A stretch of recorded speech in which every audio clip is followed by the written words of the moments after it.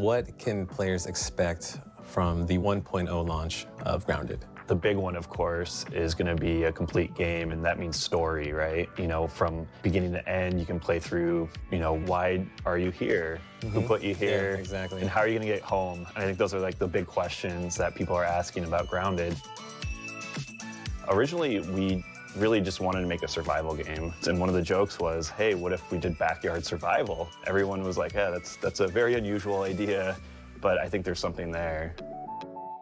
One of the things that we did early on was establish the art style of Grounded.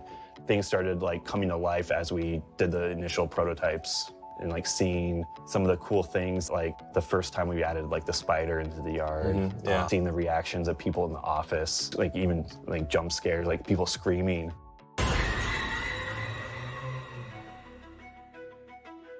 The team is very small. It's the smallest team I've ever worked on at Obsidian.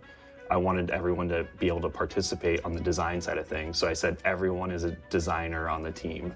And I think that extends into our community and how we're building the game in game preview and early access. That's probably one of the big successes of the game, is how close we work with the community and take all their feedback and suggestions. I think it's super rad. For a game developer too, that is a huge, huge thing, just to get people's feedback constantly of what they're liking, what they're not liking, and all those adjustments just make a much, much better game at the end of the day.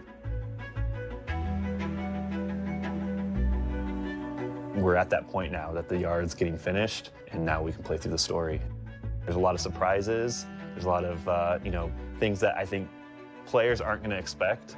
And I think I know what you're talking about. I cannot wait to see players' reactions. I know a lot of players are just waiting for the story to be finished to finally jump into the game. People who played the game previously are also like holding out for more content. I think it's just gonna pull a lot of people back in and gain a lot of new players. So Adam, we have the Broodmother from last year. It was like our first big boss. And then we came out with a bunch of mini bosses like Termite King. Termite King and the Assistant Manager. But in this trailer, we're showing players the Mantis. What can they expect from this? So we're super excited to finally show off the Mantis. I know that's been a big ask from players that they want to see a praying mantis in the game. They've been asking for this for a long time. Do we have anything else that the players can get excited about? You know, the Mantis is just a little tease of one of the new boss fights, but there's more to come, right? Like potentially many boss fights that we have planned for the full release of Grounded. There's a lot more secrets and other things to uncover. When we reached 5 million players, that was already super crazy. And then we hit the next milestone of 10 million players still being Xbox. Doubling it, right? Yeah, in Xbox Game Preview Early Access.